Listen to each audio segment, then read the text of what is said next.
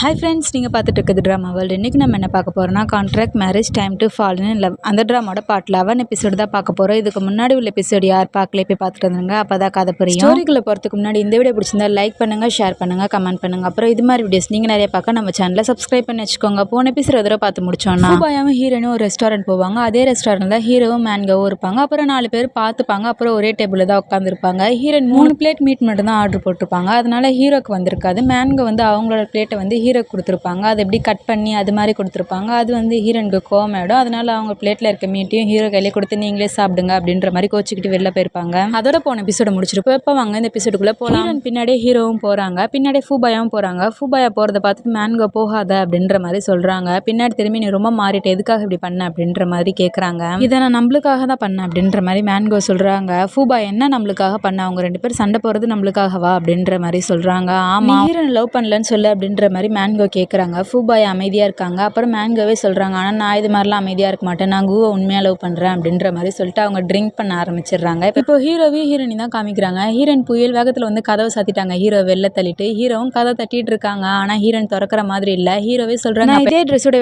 தூங்க முடியும் ட்ரெஸ்ஸையாவது எடுத்துக்கூடு அப்படின்ற மாதிரி ஹீரோ கத்துறாங்க. ஹீரோயின் ட்ரெஸ் எடுத்து ஹீரோ மேலே தூக்கி போடுறாங்க. ஏன் நம்ம மேலே இவ்வளோ கோவமாக இருக்கா அப்படின்ற மாதிரி ஹீரோ யோசிக்கிறாங்க. யோசிச்சுட்டு C2O தான் கால் பண்ணுறாங்க. அங்கே C2O ஹீரோயின் ஃப்ரெண்டு கூட மூவி பார்க்கறதுக்காக வந்திருக்காங்க. யாரா இது இந்த நேரத்தில் கால் பண்ணுறது அப்படின்ற மாதிரி சொல்லிட்டு C2O ஃபோன் எடுத்து பார்க்குறாங்க. பாஸ் அதுக்கு இந்த நேரத்தில் கால் பண்ணுறாங்க அப்படின்ற மாதிரி அட்டன் பண்ணி பேசுகிறாங்க. ஹீரோவும் சொல்கிறாங்க, இது மாதிரி என் ஃப்ரெண்டோட கேர்ள் ஃப்ரெண்டுக்கு என்ன ஆச்சுன்னே தெரியல, திடீர்னு என் ஃப்ரெண்டு கிட்ட பேசவே மாட்டாங்க, அதுக்காக என்கிட்ட என்ன பண்ணலான்னு சொல்லிட்டு கேட்டால் எனக்கு எதுவும் தெரியல, அதனால தான் நான் உனக்கு கால் போட்டேன் அப்படின்ற மாதிரி ஹீரோ சொல்கிறாங்க. C2Oக்கு தெரிஞ்சிருச்சு ஹீரோக்கு தான் ஏதோ ஒரு பிரச்சனை போல இருக்குது, அதனால தான் அவங்க ஃப்ரெண்டுக்குன்ற மாதிரி சொல்கிறாங்க. அப்படின்றது தெரிஞ்சுக்கிட்டு நீங்கள் போய் சாரி கேட்டுருங்க பாஸ் அப்படின்ற மாதிரி சொல்கிறாங்க. நான் எதுக்காக சாரி கேட்குறேன், நான் எதுவுமே பண்ணலையே அப்படின்ற மாதிரி ஹீரோ சொல்கிறாங்க. அதை கேட்டு C2O சொல்கிறாங்க, இல்லை பாஸ் உங்களை சாரி கேட்க சொல்ல உங்கள் ஃப்ரெண்டு தான் சாரி கேட்க சொன்னேன் அப்படின்ற மாதிரி சொல்கிறாங்க. என் ஃப்ரெண்டு தான், ஆனால் அவனும் எதுவுமே பண்ணவே இல்லையே அப்படின்ற மாதிரி ஹீரோ வந்து C2O கிட்ட சொல்லிட்டு இருக்காங்க. சாரி கேட்கறத தவிர வேறு வழியே இல்லை பாஸ் அப்படின்ற மாதிரி சொல்லிட்டு அதுக்கப்புறம் C2Oவே சொல்கிறாங்க, இல்லை மெசேஜ் பண்ணி பாருங்க, ஏன்னா காரணமே இல்லாமல் ஒருத்தங்க பேசாமலாம் இருக்க மாட்டாங்க, மெசேஜ் பண்ணி பார்க்க சொல்லுங்கள் உங்கள் ஃப்ரெண்டு அப்படின்ற மாதிரி சொல்லிட்டு C2O பாஸ் அப்போ நான் வைக்கிறேன், நான் ரூவான் கூட வெளியில் வந்திருக்கேன் அப்படின்ற மாதிரி சொல்லிட்டு C2Oவும் வச்சிடுறாங்க. இப்போ ஹீரோ தான் ஹீரோயினுக்கு மெசேஜ் பண்ணிட்டு இருக்காங்க. அப்புறம் ஹீரோவும் மெசேஜ் பண்ணுறாங்க. அதாவது எப்படி மெசேஜ் பண்ணுறாங்கனாக்கா, இதுக்கு முன்னாடி ஹீரோயின் லைவ்லாம் வச்சிருப்பாங்களா, அதில் வந்து ஒரு ஃபேன் மாதிரி மெசேஜ் பண்ணுறாங்க. என்னாச்சு இன்னைக்கு ரொம்ப சோகமாக இருக்கீங்க போல அப்படின்ற மாதிரி ஹீரோ சைட்லேருந்து மெசேஜ் பண்ணுறாங்க.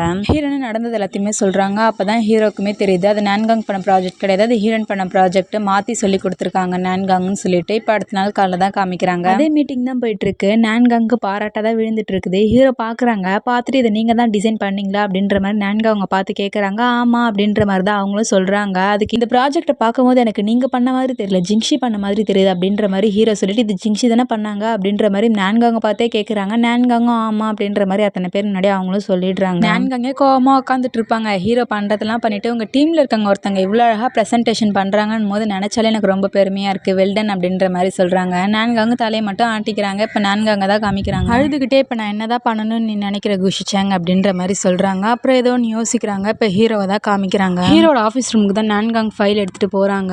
ஹீரோவும் என்ன அப்படின்ற மாதிரி கேட்குறாங்க. நான் பழசு எதுவுமே மறக்கல குஷிச்சாங்க அப்படின்ற மாதிரி நான்காங் வந்து சொல்கிறாங்க. நீ பழசு எதுனா பேசுகிற மாதிரி இருந்தால் கதவை சத்துட்டு வெளியில் போயிடு அப்படின்ற மாதிரி சொல்கிறாங்க. இல்லை நான் பழசெல்லாம் பற்றி பேசுகிறதுக்கு வரல, இந்தாங்க ரெசிக்னேஷன் லெட்டர், இதில் மட்டும் சைன் போட்டு கொடுத்துருங்க அப்படின்ற மாதிரி நான்காங் வந்து ஹீரோவை பார்த்து சொல்கிறாங்க. அதை கேட்டு ஹீரோ சொல்கிறாங்க, இந்த ரெசிக்னேஷன் லெட்டர் நீ தரணுன்றதுக்காக நான் அது மாதிரி சொல்லலை, எம்ப்ளாயிஸோட திறமையை மறைக்கக்கூடாதுன்றதுக்காக தான் நான் ஒரு COவாக சொன்னேன் அப்படின்ற மாதிரி ஹீரோ வந்து நான்காங்க பார்த்து சொல்கிறாங்க. இதில் உன்னோட தப்பு எதுவுமே கிடையாது, நீ உன் கடமையை தான் செஞ்சுருக்க, நான் தான் என் கடமையிலேருந்து மீறிட்டேன், அதனால தான் எனக்கு கில்ட்டியாக இருக்குது, அதனால தான் உன்னை சைன் போட சொல்கிறேன் அப்படின்ற மாதிரி சொல்கிறாங்க. ஹீரோவும் அப்போ என்னால் எதுவுமே பண்ண முடியாது, உன் விருப்பம் தான் அப்படின்ற மாதிரி சொல்லிட்டு அந்த ஹீரோவும் லெட்டர் எடுக்கிறதுக்காக வராங்க. ஹீரோ லெட்டர் எடுக்கிறதுக்காக வராங்கன்றது தெரிஞ்சு நான்காங்கும் லெட்டர் எடுக்கிறதுக்காக வராங்க. ஆனால் அதுக்குள்ளே ஹீரோ லெட்டர் எடுத்து சைனே போட்டுடுறாங்க. நான்காங் வந்து ஹீரோ வேறு எதோ சொல்ல போகிறாங்க போல அப்படின்றதுக்காக தான் ரெசிக்னேஷன் லெட்டர் கொடுத்துருப்பாங்க. ஆனால் ஹீரோ சைன் போட்டு நான்காங் கையிலே கொடுத்துட்றாங்க. என்னை வெளியில் அனுப்ப பார்க்குறீங்களா அப்படின்ற மாதிரி நான்காங்கும் கேட்குறாங்க. ஹீரோ சொல்கிறாங்க, நான் என்ன பண்ண முடியும், நீ தானே கொடுத்த அப்படின்ற மாதிரி சொல்லிட்டு ஹீரோவும் சைன் போட்டு நான்காங் கையில் கொடுத்துட்றாங்க. நான்காங்கும் நான் அப்போ போனது தப்பு தான் அப்படின்ற மாதிரி சொல்கிறாங்க. அதை கேட்டு ஹீரோ, நீ வெளியில் போத்தாவில் நானே போகிறேன் அப்படின்ற மாதிரி ஏஞ்சி வெளியில் போகிறேன். அதை பார்த்துட்டு நான்காங்கும் சொல்கிறாங்க, நீ போத்தாவில் குஷிச்சாங்க நானே போகிறேன் அப்படின்ற மாதிரி ஹீரோவை நிறுத்திட்டு இவங்க வெளியில் போகிற மாதிரி போகிறாங்க.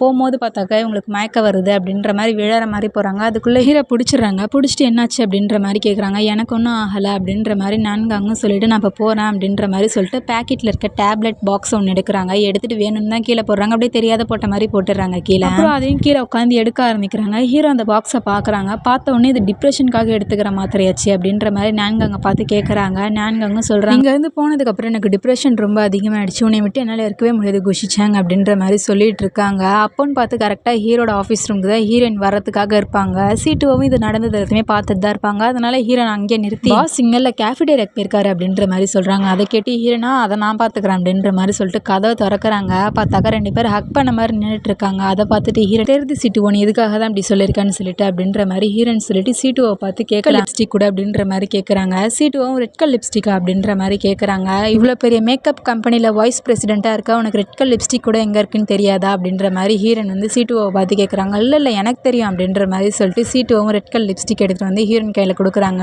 ஹீரோனும் அந்த ரெட் கலர் லிப்ஸ்டிக்கை போட்டுட்டு ஹீரோவை போய் ஹக் பண்ணி கிஸ் பண்ணிடுறாங்க. இதை சீட்டுவுமே பார்த்துடுறாங்க. பார்த்துட்டு ஃபோன் எடுத்து வீடியோ எடுக்க ஆரம்பிச்சிடுறாங்க. நான்காங்க பார்த்துடுறாங்க. பார்த்துட்டு கோவமாக அவங்களோட ஆஃபீஸ் ரூமுக்கு போயிடுறாங்க. ஹீரோவை கிஸ் பண்ணிவிட்டு அவங்க கோச்சிட்டு போகிறாங்க. ஹீரோக்கு ஒன்றும் புரியல, பின்னாடியே போகிறாங்க. இதோட இந்த 11th எபிசோட் முடிஞ்சிருச்சு. வீடியோ பிடிச்சிருந்தா லைக் பண்ணுங்கள், ஷேர் பண்ணுங்கள், கமெண்ட் பண்ணுங்கள். அப்புறம் அடுத்த வீடியோஸில் பார்க்கலாம். பாய்.